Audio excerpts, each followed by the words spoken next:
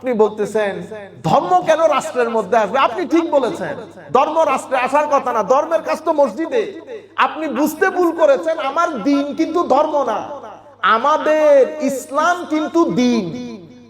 আমার সাথে আমরা একটা প্রোগ্রামে ছিলাম, আমাদের লোকাল এমপিও ছিল ইংল্যান্ডের মধ্যে, অনেক নাম করা বড় প্রভাবশালী এমপি, বেশ কিছু সরকারের লোকজন ছিল।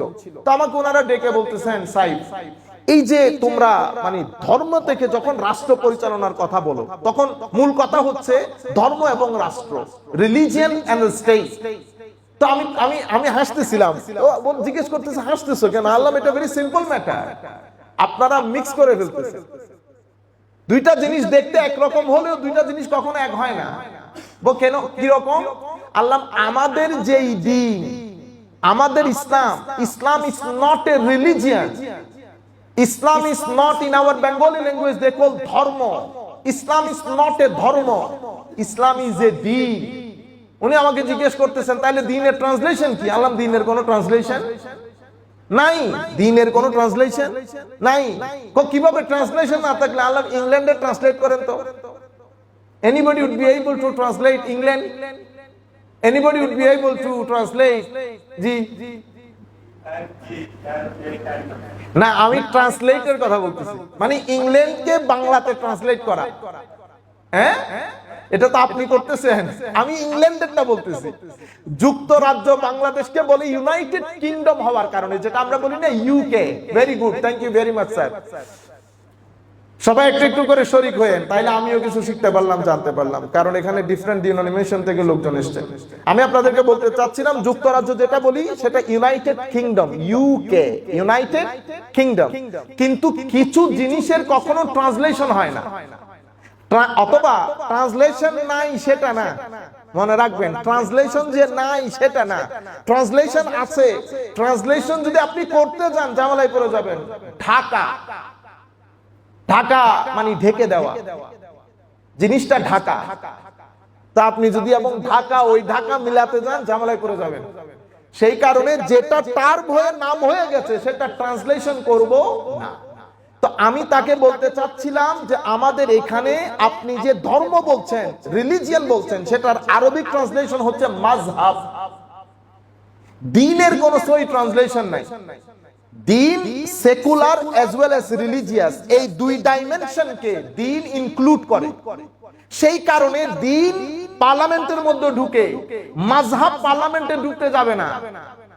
দ্বীন আপনি যেখানে যেখানে যাবেন, দ্বীন আপনার পিছনে পিছনে যাবে। আপনি যদি ইউনাইটেড নেশনের মধ্যে বসেন, দ্বীন ইউনাইটেড নেশনের মধ্যে গিয়ে কথা বলবে, কিন্তু সেখানে মাযহাব যাবে না। মাযহাবের কাজ হচ্ছে নামাজ দোয়া পড়া, মোটিভেট করা মানুষকে, ভালো ভালো কথা বলা। এটা এক জিনিস। আমি আপনাদেরকে বুঝাতে চাচ্ছি, দ্বীন একটা ব্রডার পার্সপেক্টিভ। সেই ব্রডার পার্সপেক্টিভের একটা ট্রাঙ্ক হচ্ছে, একটা শাখা হচ্ছে রিলিজিয়ন। আমরা দ্বীন সম্পর্কে জানি, দ্বীন কি জিনিস মনে রাখবেন। দ্বীন শব্দটা একটা ব্যাপক শব্দ। মানুষের জীবনের জন্য যত কিছু প্রয়োজন, আমরা পরিবারের মধ্যে থাকি, পারিবারিক কাঠামো দরকার, সমাজের মধ্যে থাকি, সামাজিক কাঠামো দরকার, রাষ্ট্রের মধ্যে থাকি, রাষ্ট্রীয় কাঠামো দরকার, আমরা আন্তর্জাতিকভাবে এক দেশ আরেক দেশের সাথে সম্পর্ক করি, আন্তর্জাতিক কাঠামো দরকার। আরেক দেশের সাথে যখন আপনি সম্পর্ক করবেন, সেখানে আমাদের পাওয়া না পাওয়া, গিভ এন্ড টেকের একটা বিষয় থাকে, প্রোটোকলের বিষয় থাকে। আপনার জীবনে যত কিছু ঘটে, যত কিছু সম্পর্ক, কারো সাথে ভাই বোনের, কারো সাথে স্বামী স্ত্রীর, স্ত্রী পুত্রের, যত কিছু আপনার জীবনে আছে, সব কিছুর বিধান আল্লাহ রাব্বুল আলামিন দ্বীনের মধ্যে রেখেছে। সেই কারণে বলা হয় দ্বীন একটা ব্যাপক শব্দ। আমি এই বিষয়গুলো আপনাদেরকে ফার্দার একটু বোঝানোর জন্য দ্বীনের কিছু সংজ্ঞা, দুইটা সংজ্ঞা আপনাদেরকে বলি, দ্বীন বলে কাকে।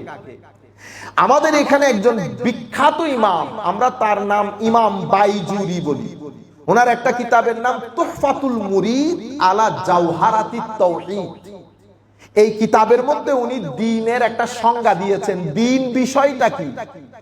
উনি বলছেন দ্বীন হচ্ছে ওয়াদউন ইলাহিয়ুন সাইকুন লিজাবিল উকুল আস-সালিমা লিইখতিয়ারিহিমিল মাহমুদ ইলা মা হুয়া খায়রুল লাহুম বিযাত। দিন কি জিনিস? তো দিন হচ্ছে আল্লাহ রাব্বুল আলামিনের পক্ষ থেকে মানুষকে দেওয়া একটা বিধান, যেই বিধানটা আল্লাহ বেসিক্যালি দিয়েছেন যাদের ভিতরে আকল রয়েছে, বিবেক বুদ্ধি রয়েছে, যেন তারা আল্লাহ প্রদত্ত ভালো জিনিসটা গ্রহণ করে দুনিয়া এবং আখিরাতের মধ্যে উপকার যারা সাধন করেছেন তাদের কাতারে শামিল হতে পারে। তাইলে তিনটা জিনিস, একটা হচ্ছে দিন আল্লাহ প্রদত্ত, দিন আল্লাহ প্রদত্ত। কোন জিনিস যেমন বৌদ্ধ ধর্ম, বৌদ্ধ ধর্ম এটাকেও দিন বলে। আবার পৃথিবীতে অনেক মানুষের মাধ্যমে গঠিত অথবা পরবর্তীতে পরিবর্তন হয়ে সেটার সাথে আর আল্লাহ বা ডিভিনিটির কোনো কানেকশন নাই, এমন অনেক দিন তো আছে। সেই দিনগুলোকে আমরা দিন বলি আরবির মধ্যে, সেটা আমরা বুঝানোর জন্য বলি। অরিজিনালি দিন হচ্ছে ওয়াদউন ইলাহি, আল্লাহর পক্ষ থেকে দেওয়া বিধান। কার জন্য দিয়েছে? দিন পাগলের উপর কাজ করে না, দিন অপ্রাপ্ত বয়স্কের উপর কাজ করে না, দিন যে ভদ্রলোক বা ভদ্র মহিলা বেহুশ হয়ে গেছেন তার জন্য কাজ করে না। সেই জন্য আমরা বলি কি নামাজ কার উপর ফরজ? তো নামাজের জন্য সুস্থ হতে হয়, বালেগ হতে হয়, দেখছেন, প্রাপ্তবয়স্ক হওয়া, সুস্থ হওয়া, আপনার বিবেক ঠিক থাকা। সুতরাং দ্বীনের জন্য বিবেক মানে আপনার আকল কাজ করতে হবে, দ্বীনের জন্য বয়স লাগবে, বয়স এবং আপনার আকল এগুলা ছাড়া দ্বীন কাজ করে না। তাইলে আল্লাহ দ্বীন আল্লাহ প্রদত্ত। দ্বিতীয় যে জিনিস প্রয়োজন সেটা হচ্ছে আপনার বিবেক, আকল। আপনার আকল থাকতে হবে এবং আকলটা আকলে সালিম হতে হবে। আকলে সালিম মানি আপনি বলতেছেন আল্লাহ বলে কোনো কিছু নাই। ফর এক্সাম্পল, আমি আকলে সালিম বোঝানোর জন্য আপনাদেরকে বলছি, আমি বলতেছি এটা আছে, আপনি বলতেছেন আছে। আচ্ছা, এটা এখানে হঠাৎ করে এসে গেছে, এটা কেউ বানাই নাই। আপনি বলতেছেন না না না, এটা মিথ্যা কথা বলতেছেন, এটা এখানে এভাবে আসতে পারে না। অথবা আমি আপনাকে চেয়ার দেখিয়ে বলতেছি এই চেয়ারটা এভাবে এসে গেছে, আপনি মানবেন না। আলটিমেটলি আপনার দৃষ্টি যাবে কার্পেন্টারের দিকে। There must be a carpenter who made this chair for us. তাইলে আপনার বিবেক বুদ্ধি সালিম যথাযথভাবে কাজ করতেছে। কিন্তু আমি যখন পৃথিবী দেখি আপনাকে বললাম যে এটার একজন স্রষ্টা আছে, আপনি বলতেছেন নাই, এটা এমনিতে আছে। তাইলে আপনি কি হয়ে গেলেন? ডাবল স্ট্যান্ডার্ড হয়ে গেল। আপনি চেয়ার মানতে পারতেছেন না কার্পেন্টার বাদে, কিন্তু আপনি পৃথিবী মানতেছেন স্রষ্টা বাদে। তাইলে বোঝা যাচ্ছে আকল সলিম না। আকল সলিম হলে এক মেথোডোলজি হবে। আপনি এক চোখা হয়ে গেছে, যেভাবে আমরা হই, আমার জন্য হলে এক ধরনের ব্যাখ্যা, আরেকজনের জন্য হলে ব্যাখ্যা আরেক ধরনের, এরকম না। আমি আপনাদেরকে বলছি সেই কারণে আপনার যে উইজডম সেটা যেন সালিম হয়, সুস্থ হয় এবং সুষ্ঠু হয়। সুস্থ এবং সুষ্ঠু দুইটা জিনিস। আরেকটা হচ্ছে দিন যা কিছু বলেছেন এটা খায়র বিজাত। খায়র বিজাত মানে এটা সৃষ্টিগতভাবে মঙ্গল, এখানে এসে মঙ্গল হয় নাই। এটা কেন বলছি পরবর্তীতে বুঝতে পারবেন। দিন এটাকে বলে। তাইলে দিন কি কি জিনিস? দিন বিস্তৃত জিনিস। সেই কারণে আদম আলাইহিস সালাম থেকে আমার নবী পর্যন্ত দ্বীনের মধ্যে কোনো পরিবর্তন হয় নাই। দ্বীন তো দ্বীন, দ্বীন, দ্বীনের মধ্যে আকীদা আছে, দ্বীনের মধ্যে আমল আছে, দ্বীনের মধ্যে আখলাক আছে, দ্বীনের মধ্যে রাষ্ট্র পরিচালনা আছে, দ্বীনের মধ্যে সংবিধান আছে, দ্বীনের মধ্যে পররাষ্ট্রের সাথে সম্পর্কের বিধান কি রকম হবে সেটা আছে। অর্থাৎ আপনি পৃথিবীতে জীবন যাপনের জন্য ব্যক্তি হিসেবে, নেতা হিসেবে, রাষ্ট্রপ্রধান হিসেবে আপনি যেভাবে জীবন ধারণ করবেন, যত ধরনের নীতি বিধান আপনার দরকার, সব বিধান যেই জিনিসটা আপনাকে দান করে সেটাকে দ্বীন বলে। আমাদের দ্বীনের ট্রান্সলেশন ইংরেজিতে হয় রিলিজিয়ন, বাংলাতে আমরা করি ধর্ম। মনে রাখবেন, দ্বীনের পারফেক্ট ট্রান্সলেশন রিলিজিয়নও না, দ্বীনের পারফেক্ট ট্রান্সলেশন ধর্মও না। ধর্ম এবং রিলিজিয়ন শুধু ইবাদতের কিছু জিনিসকে অন্তর্ভুক্ত করে। সেই কারণে আমাদের ইউরোপিয়ান ভাইদের সাথে যখন আমরা ধরেন, আমি বলছি যে কোরআন স্টেট গভর্ন করার ক্ষেত্রে কোরআন এই মেথডটা দান করে, তখন তাদের মাথা ধরে যায়। তারা বলতে, তাদের কথা হচ্ছে ধর্ম কেন আবার রাষ্ট্রের মধ্যে আসবে? তারা কিন্তু ঠিক বলেছে, ধর্ম কেন রাষ্ট্রের মধ্যে আসবে? কারণ রিলিজিয়ন ডিল করে কাকে? ওয়ার্শিপ, রিচুয়ালস, সাম মোরালিটিস। আপনি যদি আজকে রিলিজিয়নের ট্রান্সলেশনে যান তো আপনি দেখবেন আলটিমেটলি রিলিজিয়ন মানে কিছু মোরালিটি, নীতি নৈতিকতা, কিছু রিচুয়ালস, ইবাদত রিয়াজত, ঠিক আছে, কিছু ওয়ার্শিপ।